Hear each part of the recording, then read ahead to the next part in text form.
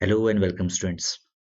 तो आज हम प्रोग्रामिंग सी के नेक्स्ट वीडियो की तरफ बढ़ रहे हैं जिसमें हम थर्ड यूनिट के पार्ट टू जिसमें हम थर्ड यूनिट के रिमेनिंग टॉपिक्स को कवर करेंगे। तो एक बार यहाँ पे सारे के सारे टॉपिक्स हम देख लेते हैं कि कितने टॉपिक हमने कर लिए हैं इस यूनिट में और कौन कौन से टॉपिक्स रिमेनिंग हैं। तो लेट्स सी। तो we have covered these topics in our previous lecture. अगर जिसने भी वीडियो नहीं देखा है, आप चैनल पे जाके PIC वीडियो लेक्चर सीरीज के लेक्चर नंबर 3 को देख सकते हैं। तो जिसमें हमने कैरेक्टर सेट, सी में कैरेक्टर सेट होते क्या हैं, टोकन्स क्या होते हैं, कांस्टेंट क्या होते हैं, कीवर्ड्स क्या होते हैं, आइडेंटिफायर एंड वेरिएबल्स, ये सब हमने कवर कर लिया है। तो आज जितने भी यहाँ पे रेड इंक से मार्क्ड टॉपिक्स हैं वो सब हम कवर करेंगे। So without any further delay let's start. यहाँ पे हम data types, storage, क्वालिफायर्स, declaration of variables, how to assign values to variables, how to declare variables as constant, how to declare variables as volatile, and overflow and underflow of data. So इतने सारे topics हमारे पास हैं। So let's start the first topic, data types. So जैसा कि अभी तक हम देखते हुए आए हैं कि डेटा टाइप्स, किसी भी टॉपिक को पढ़ने से पहले हम उस टॉपिक को ब्रेक डाउन करते हैं, उस कीवर्ड को हम ब्रेक करते हैं। तो यहाँ पे डेटा टाइप भी दो वर्ड से मिलके बना है। First is data and second is type. So what is a data? Data means that is having any value, जो किसी वैल्यू को डिनोट करे, राइट। लेट सपोज अगर हम अपने इंडियन सिनेरियो की बात करें तो हमें मल्टीपल जगहों पे मल्टीपल डेटाज मिल सकते हैं। Let suppose we have college, so in our college we have students. तो अगर हम स्टूडेंट्स का काउंट बोलें, count of all the students, so it's a data. Students की ब्रांच और उनका उनकी उनका year, after that all the subjects that they having. तो उनके पास जो जो सब्जेक्ट्स अवेलेबल हैं, तो इन सब का कलेक्शन अगर हम देखें तो एक डेटा है। और अगर ये हमें कोई यूजफुल फैक्ट्स या इन्फो प्रोवाइड कर रहा है तो उसको हम इंफॉर्मेशन बोलेंगे। So what is data? The collection of information. ठीक है। तो वही डेटा, उसके अगर हम डिफरेंट यहाँ पे क्लासिफिकेशन करते हैं तो उसी को बोलेंगे हम डेटा टाइप्स। तो यहाँ पे हम देखेंगे कि सी में हमारे पास कौन कौन से डेटा अवेलेबल हैं। ठीक है, उनके डिफरेंट टाइप्स क्या हैं, उनके बारे में हम यहाँ पे पढ़ेंगे। So what is data type? It is a set of value with pre defined characteristics. कुछ ऐसी वैल्यूज जिनकी कुछ प्री डिफाइंड कैरेक्टरिस्टिक्स होती हैं। डेटा टाइप्स बेसिकली आपको वेरिएबल क्रिएशन में, कोई कांस्टेंट क्रिएट करने में, एरेज क्रिएट करने में, पॉइंटर्स क्रिएट करने में और फंक्शंस क्रिएट करने में आपकी हेल्प करते हैं। वेरिएबल, जैसे आपने मैथ्स में पढ़ा हुआ है, let suppose we have a variable a in which we are storing a value 2. So this is a variable a which is having value 2. So यहाँ पे a किस टाइप का वेरिएबल है वो आपके डेटा टाइप से आप डिफाइन कर सकते हैं कि whether it is storing N integer, whether it is storing a number, sorry, an alphabet, whether it is storing a special character, whether it is storing a decimal point. So we can have multiple type of data stored in that variable. ये variable constant type का हो सकता है, means we can't change this variable. It can be a collection of different, collection of similar data type, और it can save an address. ये किसी variable के address को भी सेव कर सकता है। It can have functions, right? So these data types are used to declare variables, constant, array, pointers, and function. All the values in a data type will be having same property, right? इसी data type की सारी values की property same होंगी। It means let's suppose हमारे पास एक integer type का data type, a is equal to 2। Similarly अगर हमने इंटीजर से एक और वेरिएबल बनाया b that is having value 3, तो इन दोनों वेरिएबल में जो डेटा प्रेजेंट होगा, इन दोनों की प्रॉपर्टीज हमेशा सेम होंगी। मींस ये सेम मेमोरी, इनको सेम मेमोरी एलोकेट होगी, इनकी रेंज सेम होगी, they will be having same range. So these are the property which will having similarities. It specify what kind of value can be stored in a variable. Means किसी variable में किस type की value store की जा सकती है। अगर हमने एक integer type का variable बनाया a is equal to 3, इसका मतलब यहाँ पे ये है कि a एक ऐसा variable है जहाँ पे हम सिर्फ whole numbers store कर सकते हैं, which means integers store कर सकते हैं। किसी भी वेरिएबल के मेमोरी साइज मींस वो कितनी मेमोरी लेते हैं, मेमोरी में कितना साइज लेते हैं, and type of the value, किस टाइप की वैल्यू को स्टोर करते हैं, वो सारा का सारा आपका डिटरमाइन होता है with the help of data type. किस टाइप का वो डेटा है उससे आपका memory size and what is the type of that value, ये दो कैरेक्टरिस्टिक यहाँ पे डिफाइन होती है, right. So these are data type and let's see the storage. So first, the category of data type we have in C. Basically, we have four categories. The first one is primary, that is also known as primitive data type. Primitive means those can't be further break down into lower level. इसको हम basic type भी बोलते हैं और pre defined data type भी बोलते हैं। ये सबसे बेसिक डेटा टाइप हैं सी में।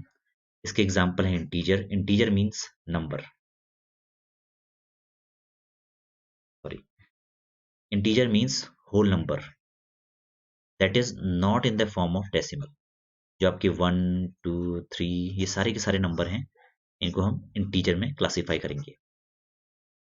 ये मेमोरी में कुछ साइज लेते हैं, अगर इनकी और इनकी कुछ रेंज होती है। रेंज मींस आप इंटीजर को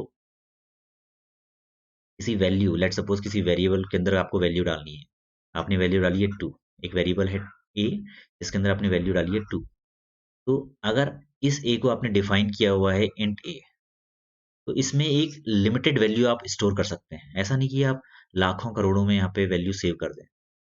So integer is having a specific range that will be stored in memory. Similarly, we have a smaller range integer in C that is known as short. Short एक ऐसा integer है जिसमें छोटी range की value आ सकती है। छोटी रेंज मीन्स इसमें कम वैल्यू स्टोर होती है।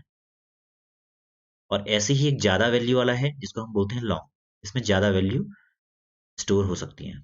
इसको अभी हम पूरा अच्छे से देखेंगे, बहुत ज़्यादा इसमें कंफ्यूज होने की जरूरत नहीं है। इनकी रेंज क्या होती है, मेमोरी में कितना साइज लेते हैं, वो सब हम यहाँ पे देखेंगे।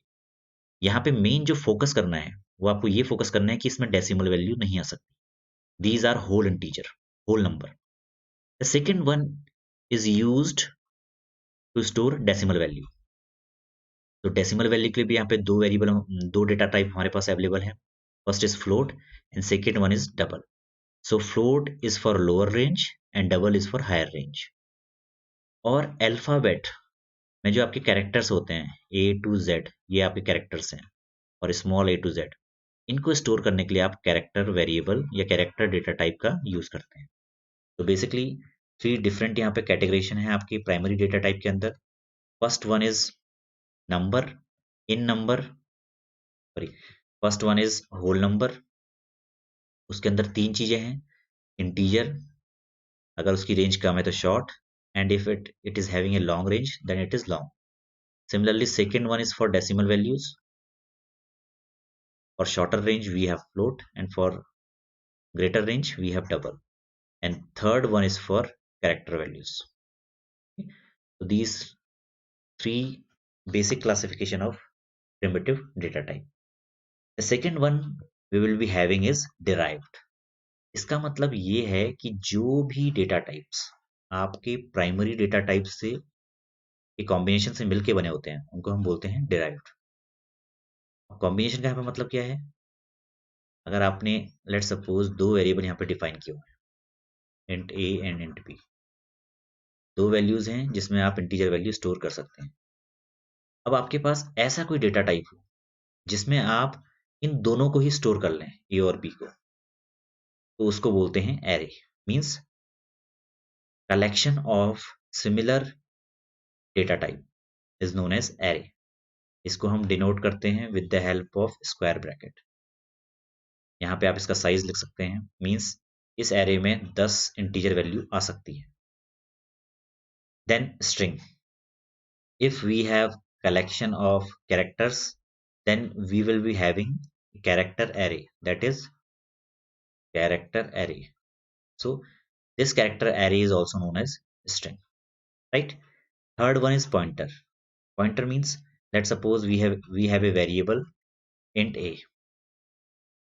तो अगर आप बात करें int a is equal to 2, means we have a variable a which is having int data type and it will store value 2. तो मेमोरी में अगर हम देखें तो मेमोरी में आपको एक ब्लॉक असाइन हो जाएगा जहां पे इस ब्लॉक का नाम है ए, इसके अंदर वैल्यू स्टोर है 2 एंड इसका जो एक्चुअल एड्रेस होगा वो लेट सपोज 1 2 3 4 है। तो इस एड्रेस को स्टोर करने के लिए हम पॉइंटर वेरिएबल्स का यूज करते हैं। Next one is structure. It is a collection of dissimilar data type. Dissimilar means आपने एक इंटीजर वैल्यू रख ली, एक कैरेक्टर वैल्यू रख ली, तो इन दोनों को कंबाइंड और कलेक्टिवली रखने के लिए आप स्ट्रक्चर या यूनियन का यूज कर सकते हैं। ठीक है, तो ये दोनों आपके collection of dissimilar data type. Basic अगर हम डेफिनेशन देखें डिराइव्ड डेटा टाइप की, आप आपके जो बेसिक डेटा टाइप हैं और प्रिमिटिव डेटा टाइप है उनके कॉम्बिनेशन से अगर कोई आपको नया डेटा टाइप मिलता है तो that is known as derived data type. Then next one is enumeration. Enumeration को हम शॉर्ट में इनम भी बोलते हैं। Enum is used to assign certain integer values into variables. आपने एक सेट ऑफ इंटीजर वैल्यू ले ली और उनको आप वेरिएबल में सेव कर रहे हैं। For example you have variables as weekday. आपके पास कुछ वेरिएबल्स हैं जिनको मैं नाम दे रहा हूँ वीकडे। अब वीकडे के अंदर आपके पास 7 वेरिएबल हो सकते हैं। First one is Sunday, then Monday, similarly Tuesday, Wednesday, Thursday, Friday and Saturday. So इनको अगर हमें वैल्यू असाइन करनी है, ये आपके वेरिएबल हैं और इनके पास वैल्यू आएगी 0 और 1 से स्टार्ट करते हैं। इसके पास मैं वैल्यू दे दूं 1, then 2, then 3, then 4, then 5, then 6, then 7. So what we are doing, we have a key which is having a value 1. We have key Sunday which is having value 1. We have a key Monday which is having value 2. तो यहाँ पे क्या होता है, हम कुछ integer values को कुछ स्पेसिफिक वेरिएबल्स में असाइन कर रहे हैं। तो की वैल्यू की फॉर्म में हमारे पास यहाँ पे एसोसिएशन मिल जाता है जिसको हम इनम डेटा टाइप बोलते हैं। बहुत सिंपल है, बहुत ज़्यादा टफ नहीं है। आने वाली यूनिट्स में आपका इनम एक इलेबोरेटेड टॉपिक है जिसको हम डिस्कस करेंगे। अभी सिर्फ ये समझिए यहाँ पे हमारे पास की और वैल्यू की पेयर की फॉर्म में कुछ वेरिएबल्स हैं। वेरिएबल्स डिनोट किए जाते हैं with the help of strings and और variable, and the value will be in the form of integer. ये मोस्ट प्रेफरेबली आपके स्विच केस में आपको बहुत ज़्यादा हेल्प करते हैं। Then the last one, the fourth data type is void. Void data type basically आपके फंक्शंस में यूज होते हैं। इसका मतलब होता है नो वैल्यू और एम्प्टी, नो वैल्यू और एम्प्टी वैल्यू। मींस जहां पे आपके पास कोई भी वैल्यू ना हो उसको हम बोलते हैं वॉइड डेटा टाइप। जैसे कोई फंक्शन है आपके पास, आप वॉइड मेन लिखते हैं, आपने एक मेन फंक्शन बनाया, तो हर फंक्शन के पास क्या होता है कि उस फंक्शन ने कुछ रिटर्न करना होता है। तो अगर वो फंक्शन कुछ भी रिटर्न नहीं कर रहा है तो उसका टाइप आपने सेट करना है void.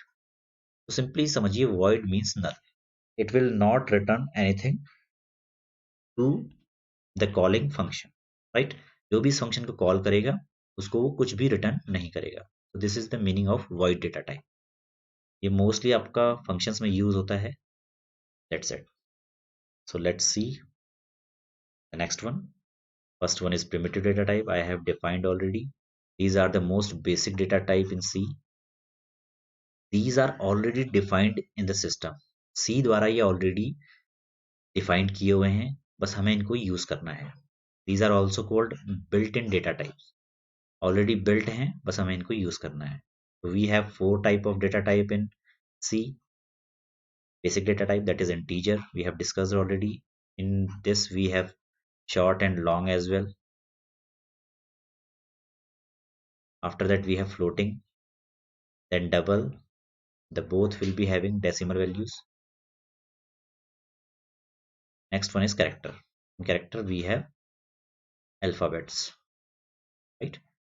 A or capital A, we can store these kind of values in character data type. तो यहाँ पे एक बेसिक चार्ट की हेल्प से मैंने इसको कैटेगराइज किया हुआ है. Basic data type, that is also known as primary और प्रिमिटिव. अगर एग्जाम में कोई भी क्वेश्चन आता है इस नाम से तो आपको सिंपली बेसिक डेटा टाइप को डिफाइन करना है. The first one is integer. The spelling should be this. The floating and character. In integer we have signed and unsigned. Signed and unsigned, we will discuss this topic next slide. So in both category we have int, short int and long int. Short will be having a lower range, long will be having a higher range. In floating we have float, double and long double. Lowest possible range, middle, then highest. In character we have char, after that signed and unsigned. So what is the difference between signed and unsigned? Let's see. In signed integer we can't have any negative value. हमारे पास negative value नहीं होती है. But in signed we can have negative value. यहाँ पे हमने sign लिखा हुआ है. साइन का मतलब दोनों चीजें, plus and negative. So we can have positive और वी कैन हैव नेगेटिव. तो this is the meaning of signed and this is the meaning of unsigned. तो यहाँ पे इसका मतलब क्या है देख लेते हैं. आपका जो इंटीजर यहाँ पे होता है, लेट सपोज मैं इंटीजर की बात कर रहा हूँ. यहाँ पे मैं इंटीजर की बात करता हूँ. इंटीजर की हेल्प से आपको एक एक्सप्लेनेशन मैं आपको समझाता हूँ. ठीक है. तो यहाँ पे हमने इंटीजर की बात करते हैं. तो इंटीजर बेसिकली क्या होता है, 16 सॉरी आपके जो 32 बिट प्रोसेसर होते हैं, 32 बिट प्रोसेसर. जैसे आपने देखा होगा कि आपकी विंडोज 32 बिट भी होती है एंड 64 बिट भी होती है. तो 32 बिट प्रोसेसर में आपका जो इंटीजर है वो टोटल 2 बाइट्स ऑक्यूपाई करता है. 2 बाइट्स ऑक्यूपाई करता है. अब इसका मतलब क्या है 2 बाइट्स ऑक्यूपाई करने का? It means it will take 16 bits in the form of 10 in memory, right? So let's suppose अगर आपने एक integer value बनाई है int a is equal to 1, तो यहाँ पे a की वैल्यू 1 है, तो ये मेमोरी में इस तरीके से स्टोर होगा. ये आपका मेमोरी है, ठीक है. यहाँ पे आपने a डिफाइन किया, इसके अंदर आपने 1 स्टोर किया और इसका कुछ एड्रेस है, ठीक है. अब यहाँ पे क्या है, ये जो 1 है जो आपको दिख रहा है, अभी मैं for the sake of user experience I am writing as 1, but in actual what is happening, यहाँ पे हमारे पास 16 ब्लॉक्स होंगे. 16 छोटे छोटे ब्लॉक होंगे. 1 2 3 4 5 6 7 8 10 11 12 13 14 15 16. so 16 छोटे छोटे ब्लॉक होंगे और यहाँ पे आपको 0 1 की फॉर्म में इस 1 को रिप्रेजेंट करना है. तो मेमोरी में ये इसी तरह से होता है. तो यहाँ पे 0, यहाँ पे 0, यहाँ पे 0 0 0 0 0 0 0 0 0 0 0 0 0 1. तो ये आपका क्या है, वेरिएबल ए जो आपको मेमोरी में दिख रहा है. मेमोरी में एक्चुअल में ये इस वे में स्टोर होगा.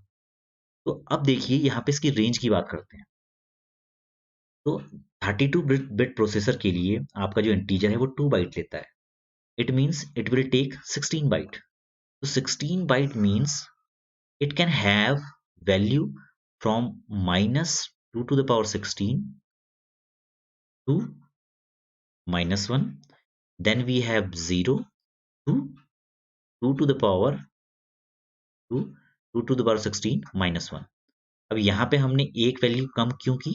क्योंकि यहाँ पे हमारे पास जीरो ऑलरेडी प्रेजेंट है, तो जीरो यहाँ पे ऑलरेडी प्रेजेंट है, तो इसकी हम जो मैक्सिमम लिमिट है उसको एक कम कर देते हैं। तो अगर आप कैलकुलेट करेंगे 2 की पावर 16 को, तो जो आपके पास वैल्यू आएगी वो, let suppose I will calculate this thing, so 4 into 4 8 times, right? 16 into 16 into 16 into 16, this will be my range, so that will be 256 into 256. तो ये आपकी वैल्यू होगी इन नेगेटिव, नेगेटिव में यहाँ तक जा सकता है, तो it will be around in my calculation 6 to 5 minus, okay, 65536, somewhere around 6, sorry. So this range means we can have value from 65536. So this will be our total values for 32-bit processor, right? So अगर मैंने यहाँ पे 16 bit को calculate किया, तो that will be having range from 65536 to positive of 65535. यहाँ पे अगर मैं रेंज देखूं तो मेरे पास जो इंटीजर है उसकी रेंज हो जाएगी -65536. That is rough, not final calculation. I am just writing for the sake, but we can see in the next slides what is the actual range, right? And in positive we will be having 65535. So this is the range of integer with 32-bit processor. Means हमारी जो integer होंगे वो इतनी ही value को accommodate कर सकते हैं, इससे ज्यादा वैल्यू लेने पे आपको लॉन्ग इंट लेना पड़ेगा, राइट? लॉन्ग इंट इसका साइज 4 या 8 हो सकता है बेस्ड ऑन प्रोसेसर, राइट? तो इस तरीके से आपकी यहाँ पे डेटा टाइप्स की रेंज होती है। अब यहाँ पे देखिए जो हमें मेन चीज देखनी है वो है अनसाइंड एंड साइंड। तो अनसाइंड के केस में क्या होता है कि ये नेगेटिव वैल्यू प्रेजेंट नहीं रहती है, ये सारी की सारी नेगेटिव वैल्यू यहाँ पे ऐड हो जाएंगी, which means we have value from 0 to somewhere around 1 lakh something, means 1,30,000 और राइट, इसको मैं जस्ट ये मान लेता हूँ। तो यहाँ पे नेगेटिव वैल्यू कोई भी नहीं होगी, आपके पास सारी की सारी पॉजिटिव वैल्यू होंगी, but in the case of signed we can have negative values. That is the difference between unsigned and signed. Means जहाँ पे नेगेटिव वैल्यू नहीं है वो है अनसाइंड, जहाँ पे नेगेटिव वैल्यू प्रेजेंट रहती है वो उसको बोलते हैं साइंड। उसी हिसाब से आपकी अनसाइंड में जो पॉजिटिव वैल्यूज की रेंज होती है बहुत बढ़ जाती है, तो पॉजिटिव वैल्यूज जो यहाँ पे प्रेजेंट होंगी उसकी रेंज बहुत ज्यादा बढ़ जाएगी। Similarly in signed we can have lower positive range, जो यहाँ पे लिखा हुआ है, देख लीजिएगा, पढ़ लीजिए इसको। An unsigned int is an integer that can not be negative, ये नेगेटिव नहीं हो सकता है, and this has a higher range of positive value that it can assume. तो यहाँ पे एक higher range of positive value हो सकती है, but in the case of signed integer we can have negative values, so we will be having a lower positive range in exchange of more negative value। यहाँ पे negative values आ जाएंगी तो हमारी जो positive values की range है वो कम हो जाएगी। Let's see in a tabular form what are the different data type or primary data type we have and its categorization. So first thing is definition. It will not having any decimal value. All the numbers without having any decimal value are considered under integer. In floating we will be having decimal value, in double we will be having decimal value, in character we will be having alphabets, or we can say we have symbols inside single quotation, means इस single quotation के अंदर कोई भी symbol उसको हम character define कर देंगे। इनको डिफाइन करने के लिए जो हमारे पास कीवर्ड मौजूद हैं, first is int for integer, for floating values we have float, for double values we have double, and for characters we have char। Memory की बात करें तो यहाँ पे आपका जो इंटीजर वैल्यू है ये based on, first thing is based on how much bit processor you have. तो 32 बिट प्रोसेसर में आपका जो मेमोरी साइज होगा कम होगा, जबकि 64 बिट में वो बढ़ जाएगा। First thing is this, based on processor and based on whether it is short, short के लिए छोटा होगा, लॉन्ग के लिए बड़ा होगा। Similarly for 64 bit short and long. तो इन जनरल शॉर्ट होता है आपका 2 बाइट लेता है इन 32 बिट प्रोसेसर, एंड यहाँ पे ये 4 लेता है, and here it will take 4 byte and long will take 8 byte, right. तो जस्ट दुगना हो जाता है क्योंकि यहाँ पे बिट्स बढ़ जाती हैं। तो इंटीजर की बात करें तो यहाँ पे आइदर 2 और 4 bytes based on how much bit processor we have. यहाँ पे मैं सिंपली 32 प्रोसेसर के अकॉर्डिंग बात कर रहा हूँ। फ्लोटिंग आपका 4 बाइट लेता है, and double and long double, double आपका 8 byte and long double will take 10 byte. Character 1 byte लेगा, उसी हिसाब से इसकी रेंज भी यहाँ पे बढ़ जाएगी। So in earlier side I have written 366 something, but it is 32768। So from -32768 to 32767 in case of 32-bit processor, ठीक है, where we will be having 2 byte integer। तो यहाँ पे जो रेंज होगी वो ये होगी। ये आपका केस है जब आपका साइंड इंटीजर है, जब आपका साइंड वैल्यूज हम ले रहे हैं। अगर अनसाइंड है तो यहाँ पे 0 to 65535। सिमिलरली फ्लोटिंग के लिए ये रेंज बढ़ जाएगी, ये रेंज ये होगी। After that for double we will be having a higher range, and character के केस में अगर साइंड है तो आपका -128 टू +127, और अगर अनसाइंड है देन 0 to 255। देख लेते हैं एक बार यहाँ पे इस केस में। कैरेक्टर की अगर बात करूँ, कैरेक्टर सी, मैंने कैरेक्टर लिया हुआ है, तो ये आपका 1 बाइट लेगा। 1 बाइट मीन्स 8 बिट। 8 बिट्स को आप देखेंगे कन्वर्ट करके तो इसमें मैक्सिमम कितनी वैल्यू आ सकती है। अगर आप हाईएस्ट वैल्यू इसमें कैलकुलेट करेंगे तो हाईएस्ट वैल्यू इसमें आ सकती है 256। साइंड के केस में क्या होगा, माइनस में बढ़ जाएंगी 128 बिट्स, और पॉजिटिव साइड में बढ़ जाएंगी 0 to 127, दैट इट 128 बिट्स, ठीक है। तो आपकी रेंज ये हो जाएगी, और अनसाइंड के केस में 0 to 255।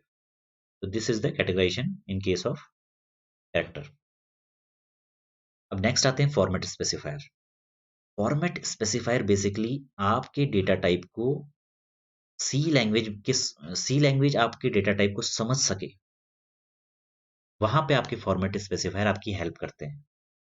Let's suppose we have a function printf, we have a function printf in C। printf is used to print any content onto the console। Console में किसी कंटेंट को प्रिंट करने में आपकी हेल्प करता है। तो लेट्स सपोज आपने एक वैल्यू ले रखी है इंट ए। अगर ए की वैल्यू आपको printf की मदद से प्रिंट करवानी है, तो printf को तो ये पता नहीं है कि ए किस टाइप का वेरिएबल है, उसको कोई आइडिया नहीं है। तो हमें printf को समझाना पड़ता है कि which type of variable you are printing. तो for that understanding we are using format specifier. जब भी आप printf के अंदर लेट सपोज आपको वेरिएबल ए को प्रिंट करवाना है, तो आपने printf लिखा है यहाँ पे, printf double bracket %d।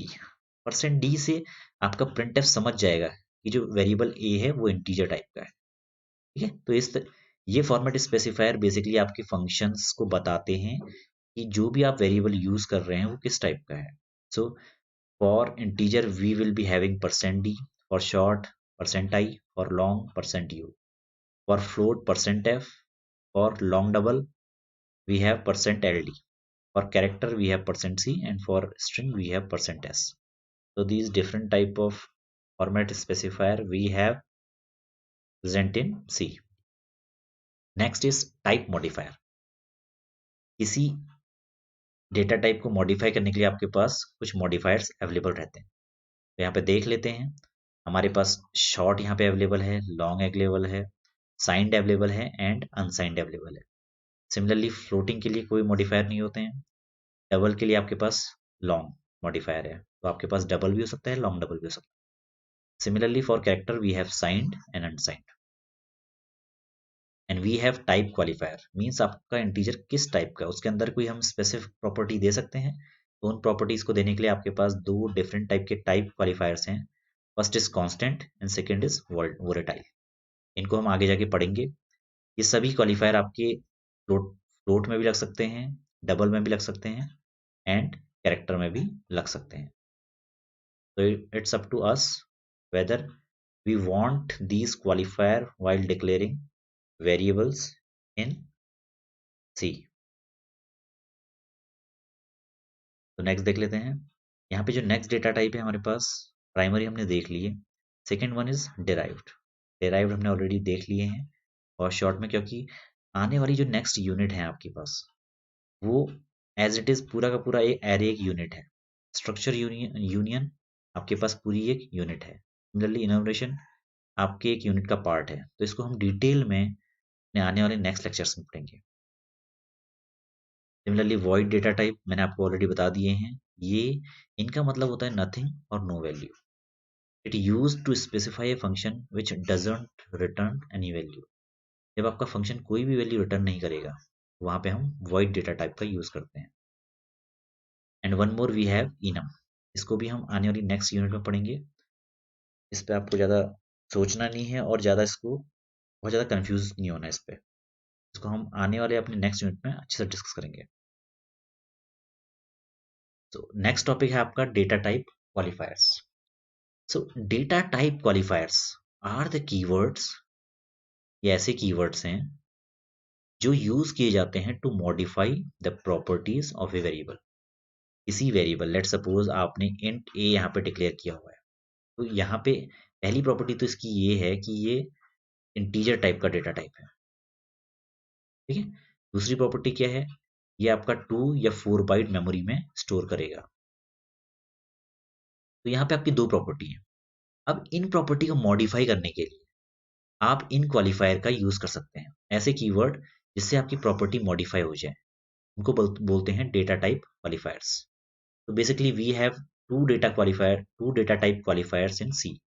First is constant and second is volatile, and it can be applicable to any primitive data type. Integer में भी आप अप्लाई कर सकते हैं, फ्लोटिंग में भी आप अप्लाई कर सकते हैं, डबल में भी आप अप्लाई कर सकते हैं एंड कैरेक्टर में भी आप इसे अप्लाई कर सकते हैं।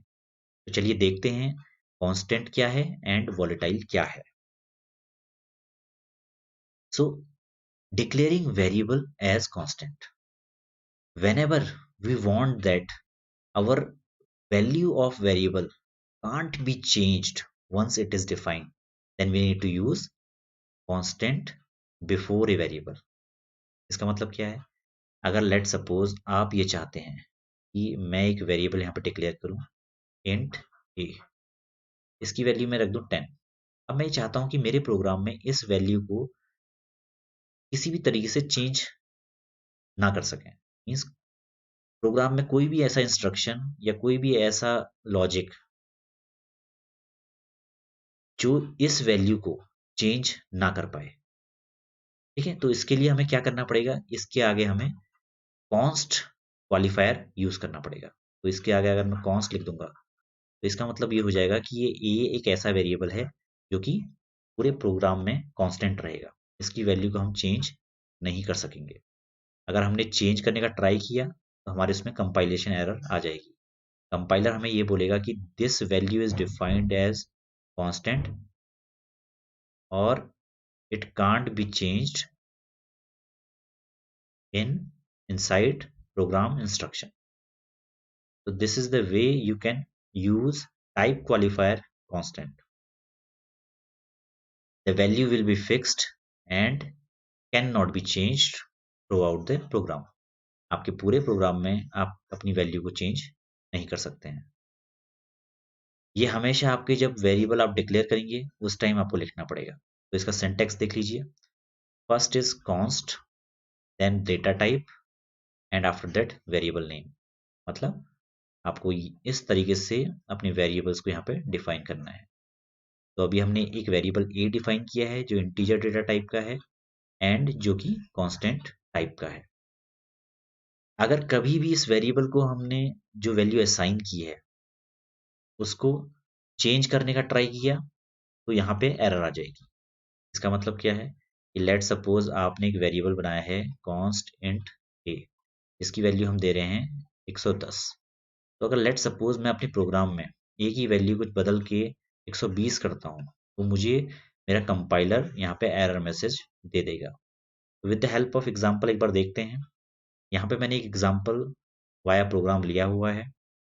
ये आपकी हेडर फाइल्स हैं, ऑलरेडी आपने ये प्रोग्राम देखा हुआ है। यहाँ पे मेन फंक्शन मैंने स्टार्ट किया हुआ है जो कि कुछ भी रिटर्न नहीं कर रहा है। अब मैंने यहाँ पे दो variable I and x create किए हैं। आई की वैल्यू है 9 एंड एक्स की वैल्यू है 10। I is a variable that can be changed, इसको हम चेंज कर सकते हैं, मगर एक्स एक ऐसा वेरिएबल है जिसको हम चेंज नहीं कर सकते क्योंकि मैंने यहाँ पे कांस्टेंट कीवर्ड का यूज किया हुआ है। तो लेट देखते हैं चेंज करने पे क्या होता है। आई की वैल्यू को मैंने यहाँ पे चेंज किया 15 डाला और एक्स की वैल्यू को मैंने 100 डाला। तो यहाँ पे मेरा कंपाइलर मुझे एरर मैसेज शो कर देगा that you are changing a read only value. Means ऐसी वैल्यू को आप चेंज कर रहे हैं जो कि सिर्फ और सिर्फ पढ़ी जा सकती है, तो आप चेंज नहीं कर सकते। तो लेट्स सी, एक बार हम देख लेते हैं।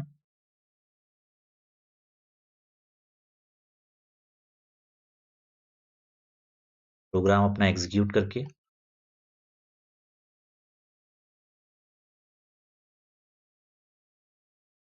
तो ये हमारा प्रोग्राम है।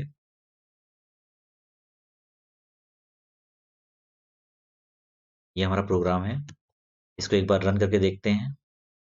सबसे पहले बिल्ड करके देखते हैं। तो कंपाइल करते समय हमारे पास यहाँ पे एक रेड फ्लैग रेज हो गया है। लॉग्स में हम इसको देखेंगे तो हमें क्या दिखेगा, error assignment of read only variable x. इसका मतलब क्या है कि हम रीड ओनली वेरिएबल जिसको हम सिर्फ और सिर्फ रीड कर सकते हैं। दो टाइप की ऑपरेशन आपके पास होती हैं, first is read only and second is right. तो रीड ओनली का मतलब आप सिर्फ और सिर्फ उसको रीड कर सकते हैं, और दूसरी होती है इसको आप रीड भी कर सकते हैं और राइट भी कर सकते हैं। जैसा आपने पुराने टाइम में क्या होता था कि सीडी और डीवीडीज आती थी। अब तो सीडी डीवीडी का कल्चर खत्म हो गया है। तो सीडी डीवीडी आपकी इस टाइप की आती थी कि उनमें दो कैटेगरी होती थी। फर्स्ट इज रीड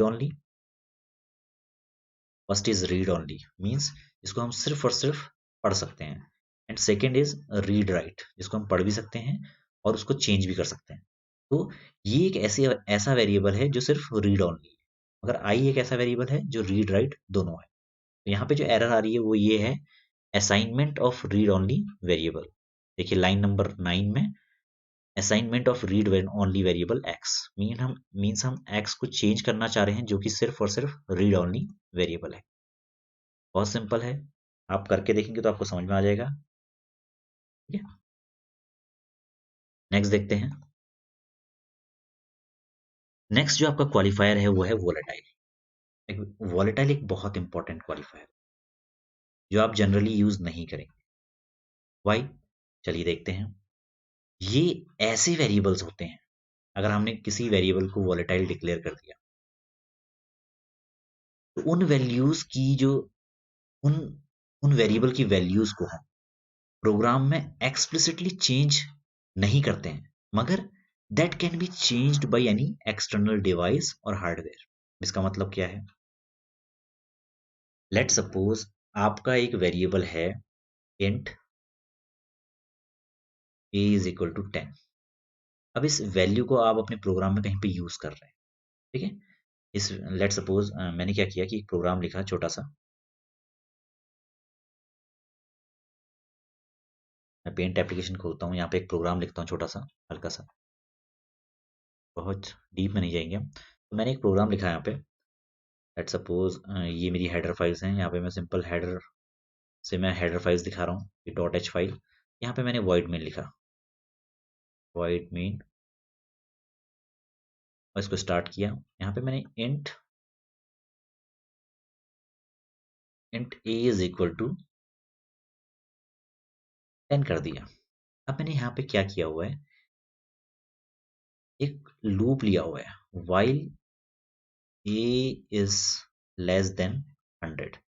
जब तक a 100 से कम है तो यहाँ पे printf, आप यहाँ पे लिखिए आई लव सी प्रोग्रामिंग। तो आपने क्या किया कि मैं सी प्रोग्रामिंग को अच्छा, या मैं सी प्रोग्रामिंग से प्यार करता हूँ, ठीक है। सो आई लव सी प्रोग्रामिंग।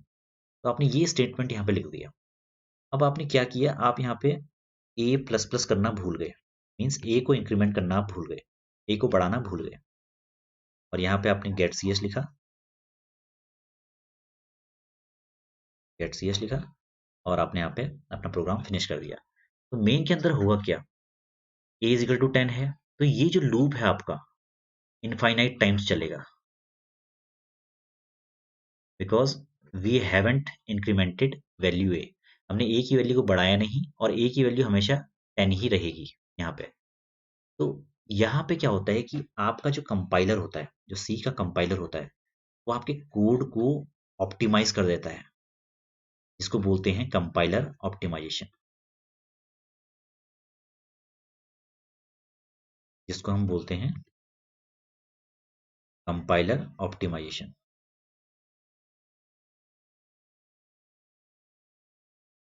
ठीक है। अब कंपाइलर इस कोड को ऑप्टिमाइज कर देगा। ऑप्टिमाइज का मतलब क्या है, वो ए की जगह सोचेगा कि ए की जगह मुझे हमेशा 10 मिलना है, तो वो इस पूरी कंडीशन को क्या कर देगा, रिप्लेस करके यहाँ पे क्या पुट कर देगा, ट्रू। अब ट्रू जब हमेशा मिलना है, उसको पता है, सिंपली मैं यहाँ पे ट्रू रख दूं, मैं बार बार ए की वैल्यू को फेच क्यों करूं। तो इसका मतलब क्या है, आपका जब भी कोई प्रोग्राम बनता है तो आपके वेरिएबल्स कहाँ रहते हैं, आपकी मेमोरी में रहते हैं। जब आपका कंपाइलर क्या करता है कि सारे वेरिएबल्स को मेमोरी से उठा के कैश कैश में लाता है। कैश का मतलब यहाँ पे रजिस्टर्स, रजिस्टर्स में लाता है और यहाँ से पिक करता है, ठीक है। तो इसका मतलब क्या होता है कि यहाँ पे कैश में लाया, और कैश के बाद वो आपके प्रोग्राम एग्जीक्यूशन में वो देखता है, यहाँ पे कैश से उठा के आपके प्रोग्राम को एग्जीक्यूट करने में आपकी हेल्प करता है। तो एक्चुअल मेमोरी से आपकी वैल्यूज को नहीं उठाता है, वो कैश में लाया वैल्यूज को, फिर वहां से वो उनको उठाता है। कैश में लाने में फायदा ये होता है कि आपका जो पूरा प्रोग्राम है वो बहुत फास्ट रन होता है। तो जब कैशे में लाया, कैशे आपके रजिस्टर की फॉर्म में होते हैं, वहां से उठाएगा, फिर वहां उसको हमेशा 10 ही मिलना है, उसमें कोई चेंजेस नहीं होने हैं, तो बेसिकली क्या करता है, उसको सिंपली यहाँ पे रिप्लेस करके ट्रू कर देता है, जो हमने यहाँ पे किया हुआ है। तो इस केस में क्या होगा, लेट सपोज आपके हार्डवेयर के थ्रू भी कुछ ऑपरेशंस होती हैं, हार्डवेयर के थ्रू या आपके कुछ थ्रेड्स रन होते हैं, तो उनके थ्रू माइट भी ऐसा हो सकता है कि आपकी वेरिएबल में कुछ चेंजेस आए, इस मेमोरी में जो वेरिएबल पड़ा है उसमें कुछ चेंजेस आते हैं।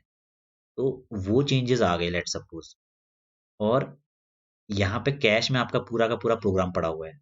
अब वो सोच रहा है कि सिर्फ प्रोग्राम से ही मेरे जो वेरिएबल्स हैं वो चेंज होंगे, मगर ऐसा नहीं होता है। आपके कुछ एक्सटर्नल हार्डवेयर या इंटरनली कोई इंटरप्ट्स या कोई थ्रेड्स, मतलब कोई और प्रोग्राम चलने से आपके वेरिएबल में भी चेंजेस आ सकते हैं, जो कि यहाँ पे काउंट नहीं होते हैं। तो वोलेटाइल वेरिएबल्स क्या करते हैं, जब आपने अगर इंट को वोलेटाइल बना दिया, लेट्स सपोज आपने इसको वोलेटाइल कर दिया, volatile int a is equal to 10, तो यहाँ पे होगा क्या, अब आपका कैश का कॉन्सेप्ट यहाँ पे एप्लीकेबल नहीं होगा, ये कैश कॉन्सेप्ट यहाँ पे एप्लीकेबल नहीं होगा, और कंपाइलर ऑप्टिमाइजेशन भी आपका यहाँ पे नहीं होगा। इट मीन्स आपका जो वेरिएबल है और प्रोग्राम, वो सीधा का सीधा मेमोरी से उठेगा। तो जो अगर लेट सपोज किसी इंटरप्ट या किसी हार्डवेयर चेंज की मदद से यहाँ पे आपकी वेरिएबल की कोई वैल्यू चेंज हुई है, मीन्स आपने प्रोग्राम में तो यहाँ वैल्यू चेंज नहीं की थी, मगर किसी और सोर्स से यहाँ पे कोई वैल्यू चेंज हुई है, तो वो वैल्यू यहाँ पे रिफ्लेक्ट होगी। मीन्स यहाँ पे कंपाइलर ऑप्टिमाइजेशन और कैशे से वेरिएबल को उठाने वाली प्रक्रिया नहीं होगी। तो सिंपल समझिए, वोलेटाइल कोई भी चेंजेस अगर आपके वेरिएबल में हो रहे हैं, तो आपके प्रोग्राम को प्रोवाइड करेगा। तो this is the simple meaning of volatile keyword. तो एक बार यहाँ पे देख लेते हैं स्लाइड में। So it is use to create variables whose value can't be change in the program, means program में वो वैल्यू चेंज नहीं हो रही है, but it can be change by any external device. तो ऐसी कंडीशंस हो सकती हैं बहुत बार, आप फर्दर अगर अपनी प्रोग्रामिंग लिखेंगे जावा में, जब थ्रेड्स का कॉन्सेप्ट आता है, तो थ्रेड्स ऐसी बहुत सी हरकतें करते हैं जिससे आपकी वेरिएबल्स या वैल्यूज चेंज हो सकती हैं। तो उन चेंज को रिफ्लेक्ट करने के लिए आपको वेरिएबल्स को वोलेटाइल बनाना पड़ेगा। तो लेट सपोज हमने सिस्टम क्लॉक को दर्शाने के लिए आपने एक वेरिएबल बनाया है। अब वो वेरिएबल आपके प्रोग्राम के थ्रू चेंज नहीं हो रहा है, but it is changed with the help of system clock function. यहाँ पे आपको अपने वेरिएबल को वोलेटाइल बनाना पड़ेगा। तो it prevents the object from compiler optimization. ये आपके वेरिएबल को आपका कंपाइलर ऑप्टिमाइज ना करे, उससे बचाता है। And tells the compiler that the value of the object can change at any time. Compiler से सिर्फ इतना बोलेगा कि ये वैल्यू कभी भी चेंज हो सकती है, तो आप इस पर कोई एक्शन या उसका कोई ऑप्टिमाइजेशन मत कीजिए। It prevents the cash from a variable into a register and ensure that every time whenever the variable is fetched, it will be directly taken from memory. Means आपका जो वेरिएबल है वो हमेशा मेमोरी से उठाया जाए, ना कि कैश या रजिस्टर से। तो ये बेसिक फंडा है वोलेटाइल का, बहुत इंपॉर्टेंट कॉन्सेप्ट है। समझ जाएंगे तो आपको इन फ्यूचर अगर आप वोलेटाइल का यूज करेंगे तो बहुत ज़्यादा टफ नहीं लगेगा, मगर यहाँ पे नहीं समझेंगे तो आपके बेसिक स्ट्रॉन्ग नहीं होंगे। तो थोड़ा सा डीप डाउन इसमें जाइए, घुसिए और वोलेटाइल का यूज करके देखिए। अभी तो मुझे इसके रिगार्डिंग एज सच प्रोग्राम आपको समझाना उचित नहीं लगता, क्योंकि ये वोलेटाइल का यूज तभी है जब आपके थ्रेड्स रन हो रहे हो या आपके कोई हार्डवेयर आपके प्रोग्राम को इम्पेक्ट कर रहे हैं। ठीक है, तो इसको हम देखेंगे अपकमिंग लेक्चर्स में। जब एक बार आप सी पूरी पढ़ लेंगे तो मैं अलग से इसका एक पूरा वीडियो बनाऊंगा जिसमें आपको 2-3 प्रोग्राम की हेल्प से आपको अच्छे से समझाऊंगा। तो right now only concept is in your curriculum, so I'm just explaining the concept, not whole theory or program behind this volatile keywords. So एक छोटा सा एग्जांपल जो मैंने अभी आपको बताया था, यहाँ पे हमने एक वेरिएबल लिया है foo। अब हमने एक फंक्शन बनाया यहाँ पे par। foo की वैल्यू हमने यहाँ पे 0 रखी है और हम चेक कर रहे हैं कि whether 0 is not equal to 255। तो यहाँ पे होगा क्या, आपकी वैल्यू कभी चेंज नहीं हो रही है, हम 0 को इंक्रीमेंट नहीं कर रहे हैं, तो आपका ये प्रोग्राम इनफाइनाइट टाइम चलेगा। और इस पूरे लॉजिक को यहाँ पे आपका कंपाइलर ऑप्टिमाइज करके कंपाइलर ऑप्टिमाइजेशन होगा और इसको ट्रू कर देगा। सो इस केस में ये ऑप्टिमाइजेशन ना हो, इसलिए हम इसको वॉलेटाइल बनाते हैं। वॉलेटाइल बनाना बहुत बड़ी चीज नहीं है, वॉलेटाइल आप इजीली बना सकते हैं। तो यहाँ पे कंपाइलर ने ऑप्टिमाइज किया कोड को और यहाँ पे ट्रू डाल दिया, that is not a good practice. तो आपको क्या करना है, यहाँ पे सिंपली वॉलेटाइल कीवर्ड का यूज करना है। इस तरीके से आप किसी वेरिएबल को वॉलेटाइल बना सकते हैं। तो आपका वॉलेटाइल जैसे ही यूज होता है तो आपका यहाँ पे कंपाइलर ऑप्टिमाइजेशन नहीं होगा। So this is the theory and logic behind volatile keyword. Let's go to the next. So in this system will detect the changes when it occurs. तो बेसिकली ये वहां पे यूज होता है जहां पे आपके मेमोरी बैरियर ऑपरेशंस हैपन होते हैं। ठीक है, तो वहां पे हमें हमेशा वोलेटाइल यूज करना है। मींस जहां पे आपकी मेमोरी में कोई इंपैक्ट पड़ रहा है या मेमोरी में कोई इंटरेक्शन हो रहा है, कोई इंटरप्ट आ रहा है, कोई डायरेक्ट मेमोरी एक्सेस ऑपरेशन हो रहा है, तो वहां पे आपको वोलेटाइल यूज करना है। तो आपके वेरिएबल किस किस तरीके से चेंज हो सकते हैं, with the help of direct memory access, कोई इंटरप्ट कोई सिग्नल की वजह से, शेयर्ड रिसोर्सेज मींस थ्रेड्स जहां पे आपके चल रहे हैं, एंड एक्सटर्नल इनपुट मींस कोई एक्सटर्नल प्रोग्राम आपके वेरिएबल को छेड़ रहा है। तो ये सारे तरीके हैं जिससे आपका वेरिएबल चेंज हो सकता है। नेक्स्ट टॉपिक आपका है डिक्लेयरिंग एंड असाइनिंग वेरिएबल्स। आपको वेरिएबल्स, आप अपने वेरिएबल्स को कैसे डिक्लेयर करते हैं और कैसे असाइन करते हैं। सो सिंपल सी चीज है, बहुत सिंपल है। Primary purpose of variables is to store data in memory for later use. जो वेरिएबल्स होते हैं, जैसे आपने एक वेरिएबल ए बनाया, तो इसका मतलब इसमें बेसिक जिसका फंडा है, ये आपके डेटा को स्टोर करने में आपकी हेल्प करता है। So it reserve a piece of memory in C. मतलब आपके जो कंप्यूटर में आपकी मेमोरी है उसको रिजर्व कर लेगा। अगर आपको वेरिएबल डिक्लेयर करना है तो उसके लिए सिंपल सा लॉजिक है, यहाँ पे डेटा टाइप लिखना है सबसे पहले और वेरिएबल नेम। तो अगर आपको कोई इंटीजर वेरिएबल डिक्लेयर करना है तो इंट ए, ये आपने वेरिएबल डिक्लेयर कर दिया। ऐसे ही अगर आपको एक साथ 3 वेरिएबल डिक्लेयर करने हैं तो इंट a, b, c, इस तरीके से आप 3 वेरिएबल यहाँ पे डिक्लेयर कर सकते हैं। तो type, variable name, variable name, variable name. अब अगर इनको आपको वैल्यू असाइन करनी है तो वैल्यू असाइन करने के लिए इंट विथ हाइट, यहीं पे भी आप वैल्यू असाइन कर सकते हैं जब भी आपने उसको यहाँ पे डिक्लेयर किया हुआ है। तो यहीं पे आपने हाइट की वैल्यू 5 रख दी। कैरेक्टर लेटर, लेटर एक वेरिएबल आपने डिक्लेयर किया जो कैरेक्टर टाइप का है, जिसमें आपने ए स्टोर किया हुआ है। सिमिलरली 2 फ्लोट वैल्यू आपने ली हुई है, ऐसे ही एक डबल वैल्यू ली हुई है। तो ये सब है how to declare a variable, और ये है how to initialize a variable. अब यहाँ पे आपने विथ को भी इनिशियलाइज कर दिया, ठीक है। तो आप ऊपर आपने यहाँ पे डिक्लेयर किया था और यहाँ पे असाइन कर दिया और इनिशियलाइज कर दिया। यहाँ पे फिर आपने एज को असाइन कर दिया, एज को इनिशियलाइज कर दिया, ठीक है। इसको इनिशियलाइजेशन भी बोल सकते हैं और assigning values into a variable भी बोल सकते हैं। तो वही आपका असाइनमेंट है, कैसे आप असाइन कर सकते हैं वैल्यूज इनटू ए वेरिएबल। कुछ रूल्स हैं यहाँ पे वेरिएबल क्रिएट करने के, तो देख लेते हैं। With the help of letters, capital A to Z, lower A to Z, digit and underscore, in 4 तरीकों से आप अपने वेरिएबल बना सकते हैं। जितने भी कीवर्ड्स आपके पास अवेलेबल हैं, इनकी हेल्प से आप अपने वेरिएबल बना सकते हैं। तो ये 4 टाइप के डिफरेंट कीवर्ड्स हैं, capital A to Z, small a to Z, 0 to 9 and underscore.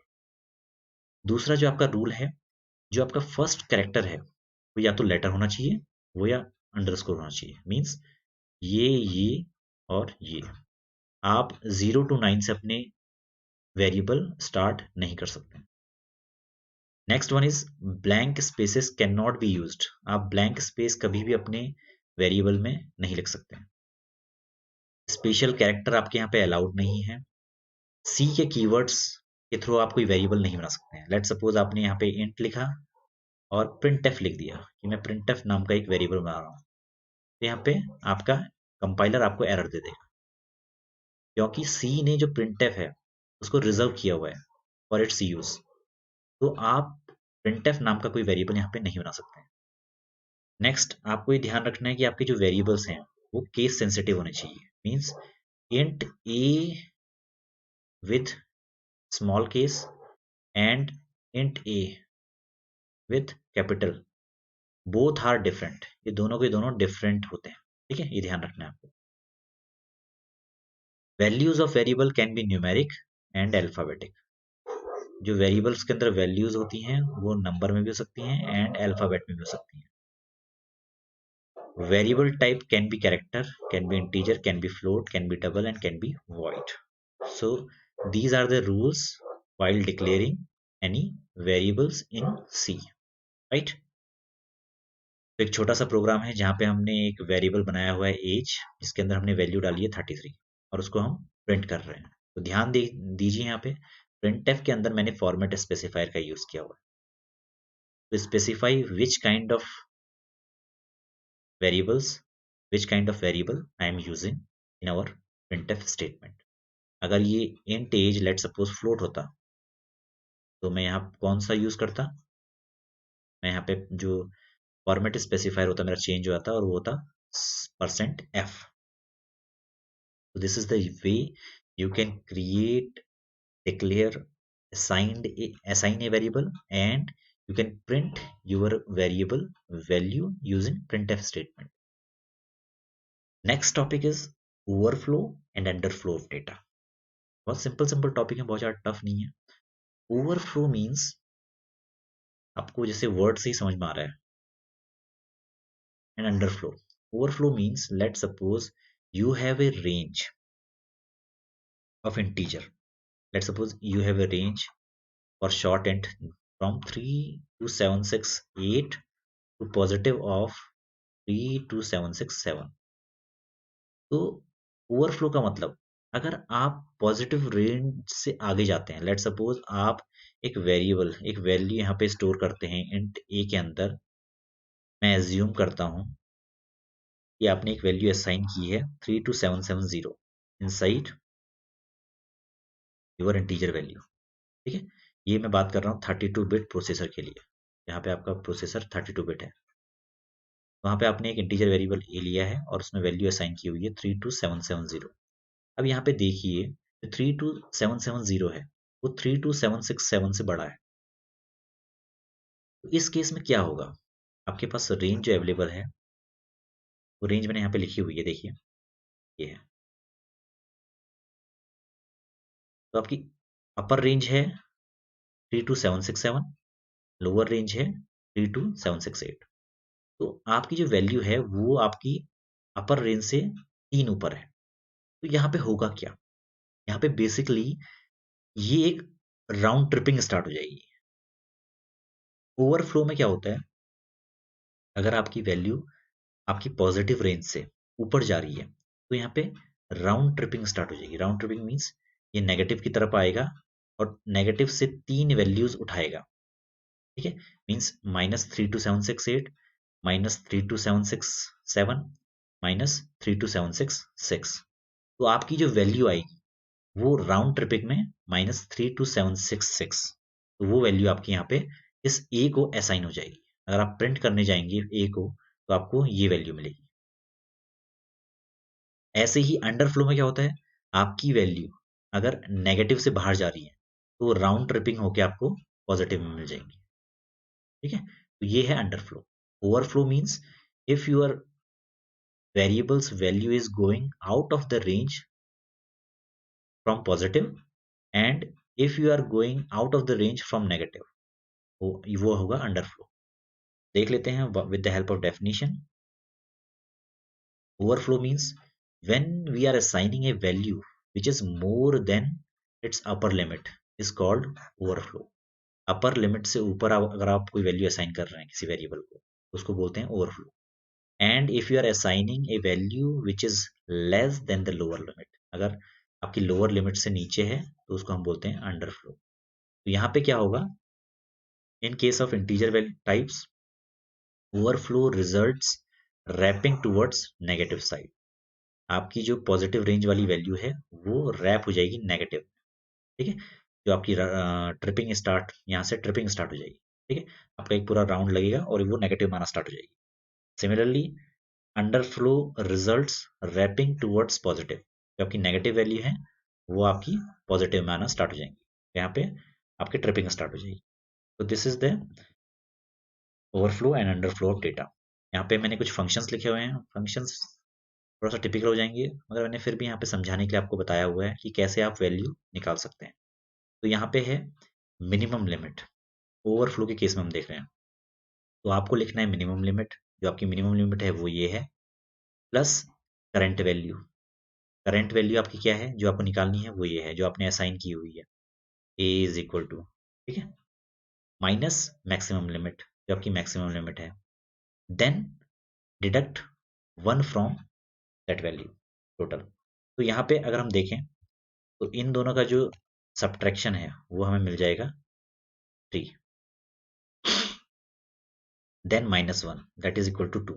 तो यहाँ पे अल्टीमेटली इसके लिए हमें मिल गया 2। तो हमें उसको इसमें प्लस कर देना है। तो प्लस करने के बाद जो हमें वैल्यू आएगी वो ये होगी। ठीक है, तो ये फॉर्मूला है। With the help of this formula you can find out what value we have in our variable A. तो यहाँ पे एक एग्जांपल है। सिमिलरली एक और वैल्यू मैंने यहाँ पे ली हुई है 32785। तो उस केस में मैंने यहाँ पे दिखाया हुआ है, यहाँ पे आपके पास जो वैल्यू होगी वो यहाँ पे होगी 17 माइनस 1 दैट इज 16। तो यहाँ पे 16 माइनस हो जाएगा। तो 16 माइनस होने पे आपको जो वैल्यू मिलेगी वो ये हो, sorry this will B 53, 18 minus 1 तो दैट इज 17। और 17 यहाँ पे घट जाएगा इसका, ये +17 है, ये नेगेटिव है, यहाँ पे अल्टीमेटली सब्ट्रैक्शन हो जाएगा और आपको वैल्यू जो मिलेगी -32751। तो यहाँ पे एक छोटा सा एग्जांपल है जो मैंने with the help of program यहाँ पे आपको बताया है। तो यहाँ पे देख लेते हैं एक बार। ओवरफ्लो ऑफ डेटा, यहाँ पे मैंने हेडर लाइब्रेरी यूज की हुई है। After that we have main function. Inside main I have 2 variables x and y, both are exceeding the limit of integer. तो 32770 एंड 32785। तो यहाँ पे एक बार इनको प्रिंट करके देख लेते हैं। आप देखिएगा यहाँ पे एग्जैक्ट वैल्यू जो हमने अभी देखी थी वो मिल जाएंगी हमें। तो यहाँ पे -32766 इन the case of 32770 and in case of 32785 we have 32751. This is overflow of data. Similarly, in case of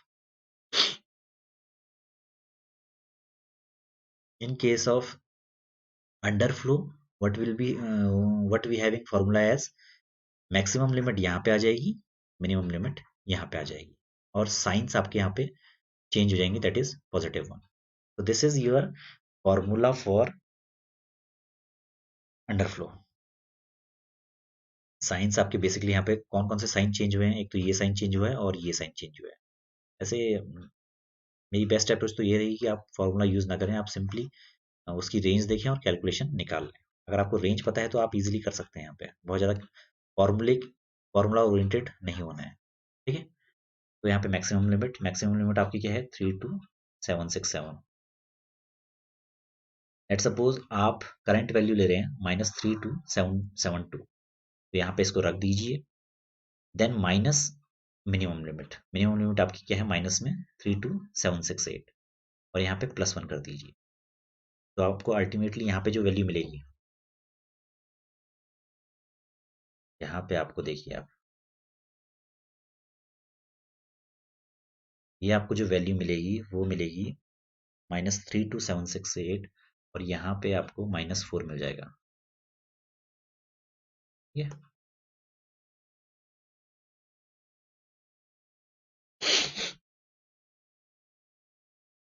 -4 we have in this. So this -4 plus 1 will be -3, and -3 after deducting -3 from this, we will be having 32764.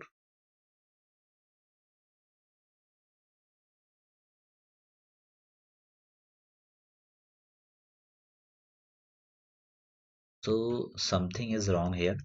I think this will be in positive. ये हमेशा positive में रहेगा, मतलब इसको हमें positive treat करना है, and this will be in positive. तो ये हमें पॉजिटिव में ट्रीट करने हैं, यहाँ पे हमें नेगेशन नहीं लगाना है. ठीक है.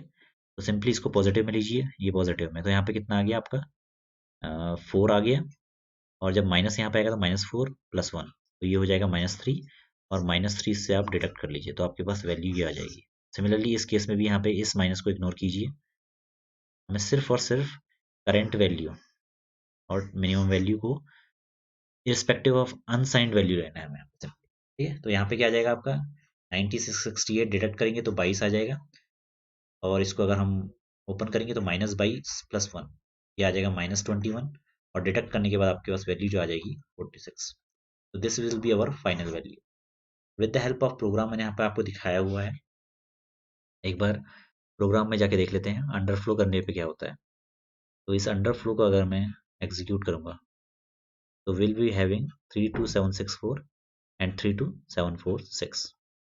By this way we can have underflow and overflow of data, overflow of variables. So this is the way you can calculate what will be the actual value of these variables, right? तो यहाँ पे हमारी ये unit finish होती है. Thanks for watching this lecture. कोई confusion और कोई क्वेश्चन अगर क्वेरी आपकी होती है तो आप उस चीज़ को मुझे मेल कर सकते हैं, कमेंट में भी आप लिख सकते हैं. वीडियो को लाइक कीजिए, शेयर कीजिए, और चैनल को सब्सक्राइब कीजिए. It will help to grow our channel in a large extent. Similarly Telegram पे हमारा चैनल है, उसको सब्सक्राइब कीजिए, यहाँ पे आपको नोट्स अवेलेबल हो जाएंगे. So thanks once again for watching this lecture, and bye for today.